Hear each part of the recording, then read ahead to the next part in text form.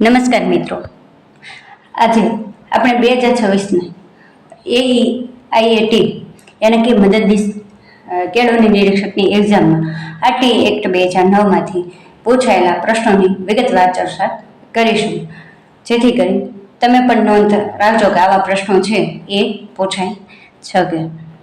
હવે પરીક્ષામાં પૂછાયેલા પ્રશ્નો, આપણે આરટી એક્ટના જે વિડીયો ભણ્યા છે એના આધારે પરીક્ષામાં પૂછાયેલા પ્રશ્નો ક્યાં ક્યાં હતા તે. તો પહેલો પ્રશ્ન છે, કયા બંધારણીય સુધારાથી આરટી એક્ટ 2009 અસ્તિત્વમાં આવ્યો? તો કે જોઈએ તો કે 86મો બંધારણીય સુધારો ક્યારે લાગુ પડ્યો? તો કે 2002માં લાગુ પડ્યો. પ્રશ્ન 2, તો કે આરટી એક્ટ 2009 પ્રાથમિક શિક્ષણમાં પ્રવેશ અપાયેલા બાળકને 14 વર્ષ પછી પણ મફત પ્રાથમિક શિક્ષણ મેળવવાનો હક છે. તે જોગવાઈ કઈ કલમ મુજબની છે? તો જોઈએ ઓપ્શન: A કલમ 5, B કલમ 6, C ઓપ્શન છે કલમ 7, D ઓપ્શન છે કલમ 4. તો આનો જવાબ શું આવશે? કલમ 4. તો કે કલમ 4 ની અંદર શું ઉલ્લેખ હતો? તો કે પ્રવેશ ન અપાયેલા અથવા જેમણે પ્રાથમિક શિક્ષણ પૂરું ન કર્યું હોય તેવા બાળકો માટે ખાસ જોગવાઈઓ છે.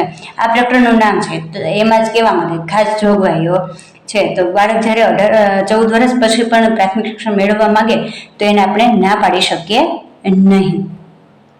ત્યારબાદ છે પ્રશ્ન 3, આરટી એક્ટ 2009 મુજબ કોઈ પણ વ્યક્તિ માન્યતા પ્રમાણપત્ર મેળવ્યા વગર શાળા ચલાવે તો તેમની સાથે કઈ કલમ મુજબ 1 લાખનો દંડ કરી શકાય? તો ઓપ્શન છે, ઓપ્શન A શું છે?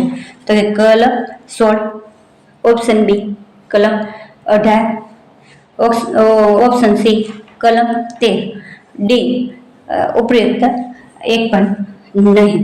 તો આની અંદર જવાબ આવશે કલમ 18. કલમ 18માં એવો ઉલ્લેખ કરવામાં આવેલો હતો કે કોઈ પણ વ્યક્તિ માન્યતા પ્રમાણપત્ર મેળવ્યા સિવાય શાળા સ્થાપશે અથવા ચલાવે અથવા માન્યતા પાછી ખેંચ્યા પછી શાળા ચલાવવાનું ચાલુ રાખે તો તેને ₹1 લાખ સુધીનો દંડ થઈ શકે છે. અને ઉલ્લંઘન ચાલુ જ રાખે, એટલે કે વારંવાર કહેવા છતાં જો ઉલ્લંઘન ચાલુ રાખે એટલે જેટલા દિવસ તે શાળા ચાલુ રહે તે દરમિયાન દરેક દિવસ માટે તો કે ₹10,000 સુધીનો દંડ થઈ શકે છે. એને કે અહીંયા કાર્ય દિવસ ગણો, જેટલા દિવસ કાર્ય દિવસ શરૂ રહેશે સ્કૂલ એટલા દિવસે એમને 10,000 સુધીનો દંડ થઈ શકે છે. હવે આરટી એક્ટ 2009 મુજબ કલમ 21 મુજબ શાળા વ્યવસ્થાપન સમિતિની રચના કરવામાં આવે છે. આ સમિતિમાં 25% સભ્યોમાંથી એક સભ્યની નિમણૂક એસએમસી અધ્યક્ષશ્રીને કરવાની હોય છે. તે કયો સભ્ય છે? ઓપ્શન A સ્થાનિક સત્તાતંત્રનો સભ્ય, ઓપ્શન B શાળાનો શિક્ષક, ઓપ્શન C સ્થાનિક શિક્ષણવિદ, ઓપ્શન D સ્થાનિક કડીઓ. તો કોણ હોય છે? તો કે સ્થાનિક કડીઓ હોય છે. ત્યારબાદ છે પ્રશ્ન 5, એક ભાઈ પોતાની પુત્રીને ધોરણ 3માં પ્રવેશ અપાવવા માટે એક ખાનગી શાળામાં જાય છે. તે સમય શાળા દ્વારા બાળકોના જ્ઞાનની ચકાસણી કરી પ્રવેશ આપવામાં આવે છે. તો આ શાળા આરટી એક્ટ 2009ની કઈ જોગવાઈનો ભંગ કર્યો કહેવાય? તો આપણે જોઈએ કલમ 13, B ઓપ્શન છે કલમ 14, C ઓપ્શન છે કલમ 15, D ઓપ્શન છે કલમ 12. તો હવે શું જવાબ આવશે? કલમ 13. શું હતું? તો કે તપાસ કાર્ય પદ્ધતિ. તો કે આપણે જોયું હતું કે બાળકનું ઇન્ટરવ્યૂ લેવાનું નથી, બાળક અથવા તેના માતા પિતાનું ઇન્ટરવ્યૂ લેવાનું નથી. જો તેમની પાસે ઇન્ટરવ્યૂ લેવામાં આવશે તો આપણે એવું નિયમ છે કે ₹25,000 દંડ લેવામાં આવશે, અને વારંવાર આ વાતનો એ ઉલ્લંઘન કરશે તો પણ તેને 25,000 સુધીનો દંડ રહેશે. ત્યારબાદ જોઈએ આપણે પ્રશ્ન 6, આરટી એક્ટ 2009માં બાળકના શિક્ષણના હક, દેખરેખ અને નિયંત્રણ માટેની સત્તા નીચેના પૈકી કોને આપેલ છે?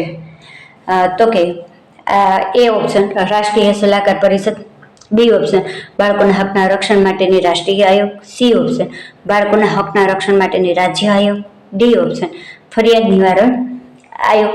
તો હવે આની અંદર જોઈએ કયો જવાબ આવશે? તો કે જવાબ આવશે B બાળકોના હકના રક્ષણ માટેની રાષ્ટ્રીય આયોગ છે તે રહેશે. આની ઉલ્લેખ કેમાં કર્યો હતો?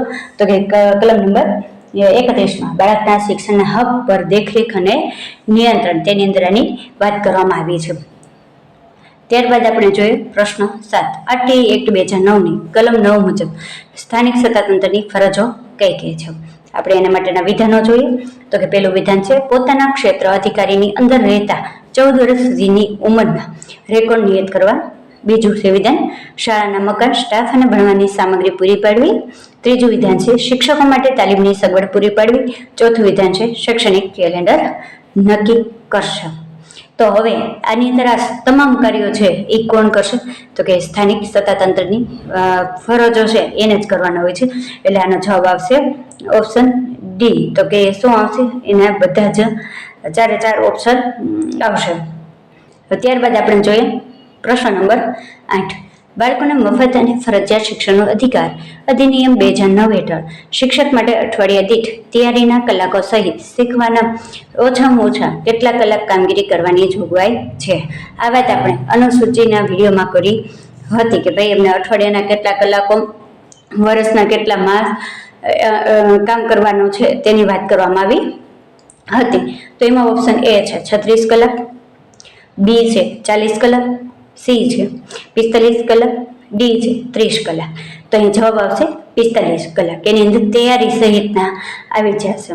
હવે ત્યારબાદ 9મો પ્રશ્ન છે, ધોરણ 1 થી 5ની શાળામાં કુલ 201 બાળકોનો અભ્યાસ કરે છે.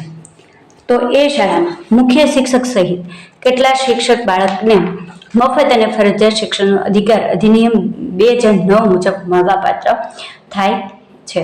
તો ઓપ્શન એ છે 6 શિક્ષક, ઓપ્શન બી છે 5 શિક્ષક, ઓપ્શન સી છે 4 શિક્ષક, ઓપ્શન ડી છે 7 શિક્ષક. હવે આપણે અનુસૂચિમાંની વાત કરી હતી કે જો 200 બાળકોથી વધારે થાય ત્યારે, તો કે 200 બાળકોથી જ્યારે વધારે થશે ત્યારે શું થશે? તો કે મુખ્ય શિક્ષક સિવાયથી 40થી વધશે નહીં. અહીંયા 40થી રેશિયો વધારવાનો નથી અને મુખ્ય શિક્ષક છે એટલે અહીંયા 201 છે. તો કે 40નો રેશિયો રાખો એટલે તમને 5 શિક્ષક મળે. પણ અહીં 201 છે એટલે કેટલા શિક્ષક મળશે? 5 ને 1 6 અને મુખ્ય શિક્ષક એટલે 1 એટલે 6 ને 1 કેટલા થશે? 7 શિક્ષક મળશે.